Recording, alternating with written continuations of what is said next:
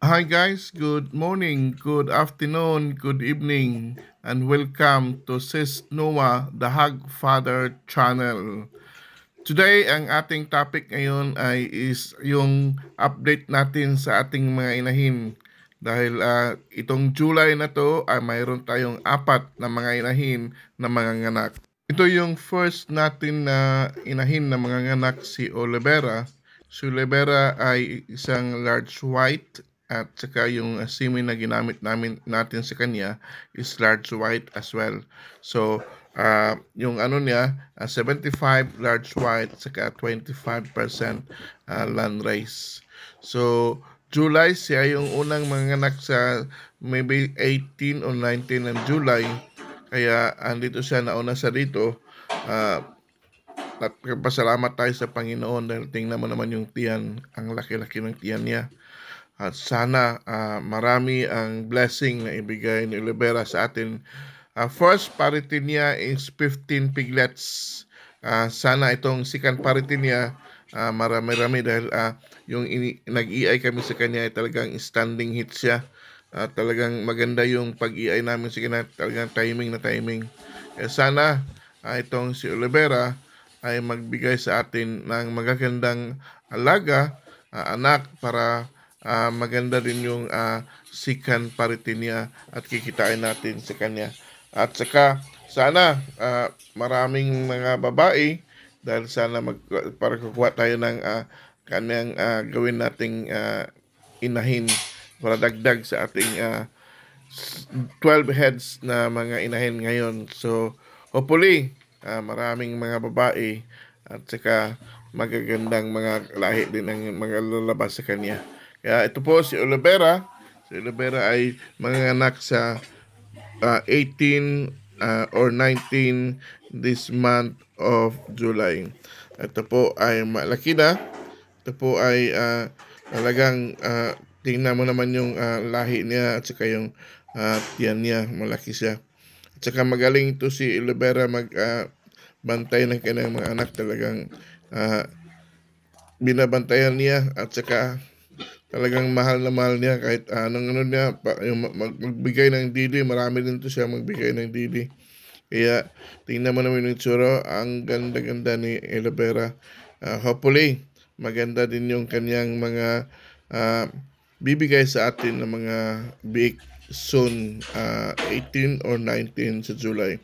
Kaya Olivera, please give us more big para magandang kanyang ating first, second party at sana maraming babae din na kagaya sa iyo na maganda at maraming na anak.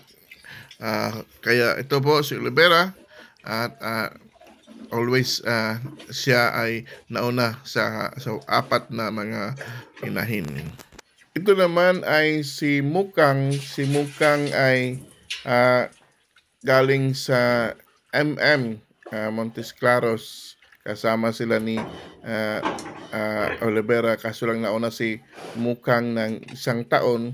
Kaya ito naman ang nangyayari kay Mukang ngayon is ito yung pang tatlong parity niya at ayos din ang kanyang mga lahi dahil of course si Mukang is very hybrid.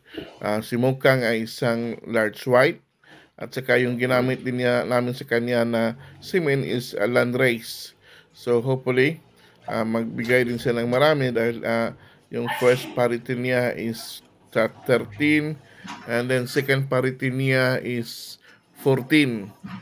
Hopefully this third parity pataas ng pataas at si Mukang din ay siyempre dahil sa large white, alam naman natin na magaling mag-alaga ng mga biik at saka magaling din magbigay ng kanilang mga milk para sa kanilang mga biik. At saka talagang ayos na ayos yung ano niya, yung pagbabantay na sa kanyang biik. Hindi naman siya matapang, mabait talaga si Mukang. Tsaka nagbigay si Mukang ng mga gandang mga lahi. Kaya yung iba, nabinta na natin. Yung iba, patining din natin kasi malalaki yung mga lahi ni Mukang. Tsaka si Mukang talaga ay magbigay ng mga biik. Talagang ganda, magaganda ang katawan. Kaya ngayon is hopefully marami ding mga babae para madagdag na naman natin sa ating inahin dito na 12 heads. At saka kung mayroon pang sobra din, pwede rin natin ibenta na maging saulit kasi marami tayong mga kaibigan na yung nakabili sa atin ng mga saulit at saka burlet. Sinasabi nila sa akin na sana makakabili na naman sila ulit ng saulit pag manganak na itong ating mga inahin. Ito naman ay kasunod lang sila ni Olivera. Si Olivera ay 18, 19. Ito naman ay 22, 23 ng July. So, sunod-sunod lang ito sila dahil yun nga yung pag-hit nila, sunod-sunod din sila nag-hit, so kaya sunod-sunod yung pag-iay. Kaya ngayon, sunod-sunod din sila nabuntis at sunod-sunod din sila na mga anak. Si Olivera is 18, 19. Ito naman is 22 or 23. But hopefully, maayos, magaganda yung kanilang health. At saka yung mga biik din, magaganda din. At sana healthy din para patuloy tayo sa pag-alaga. Ito naman ay si Marites. Si Marites din ay magkasabay sila ni Mukang. Pare-pareho lang sila ni Mukang from MM din. So, si Marites naman is 26 o 27 ng July mga anak din.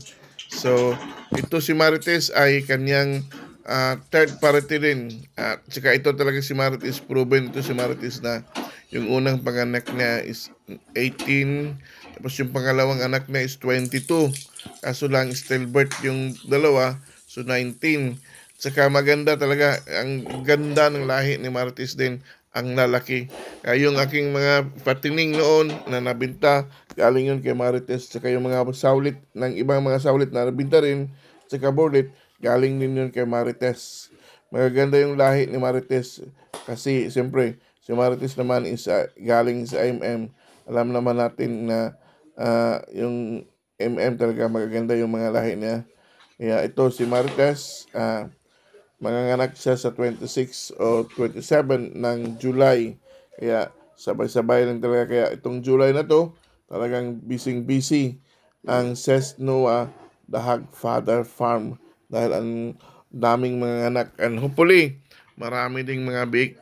Kaya ito, maraming tayong mautusan na mga tao na magbabantay sa gabi at sa umaga.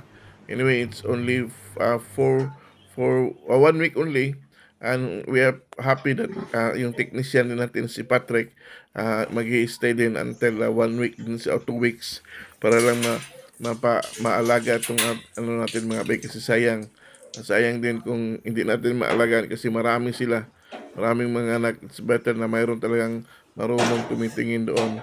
Kaya hopefully si Patrick will stay for 2 weeks. Tsaka uwi lang siya kung Sunday o weekends. Then balik na naman sa Monday para dito na naman kung ano yung mga kailangan ng ating mga biik, ano yung magagandang gawin sa mga biik. At saka of course yung ating inahin para magbigay din ng maraming milk sa kanilang mga biik. Ito naman kung titingnan mo naman yung didi ni Marites, buhay na buhay talaga. At saka maganda to kasi 16 teats niya. Kaya maraming makadidi sa kanya. At saka mabait si Marites talaga. Maganda mag-alaga ng kanyang mga biik. Talagang hindi pwedeng maapakan niya kasi talagang sisipain niya bago siya hihiga. Maganda talaga, naobserbahan ko si Marites. Talagang maganda yung lahi, maganda mag-alaga, at saka maganda yung mga bake niya. Hi, ito naman po ay ang ating pang-apat na inahin na mga nganak sa July. Ito po ay si Jackie. Si Jackie ay F2 na. Si Jackie ay anak ni Tending. Si Tending ngayon ay nandun sa gestating pen. Buntis na rin yun. Naiay na rin namin. Kaya ito si Jackie ay F2, anak ni Tending to. At saka yung yung biik na grupo ni Jackie ay yung 19 piglet sila, 19 piglet, saka si Jackie is one of the yung selected talaga na maganda, saka marami yung kanyang DD. Kaya ito yata ay 18 din o 16, ganun 16 yung DD niya. Kaya magandang lahi din itong si Jackie. At saka ito naman si Jackie ay large white. Large white kasi si Tinding. So ito si Jackie 75 na large white, 25 na landrace. Kaya ito yung pang-apat natin nganahin at siya yung last na mga nganak July 27 or 28. Yan, sabay-sabay sila ni Marites.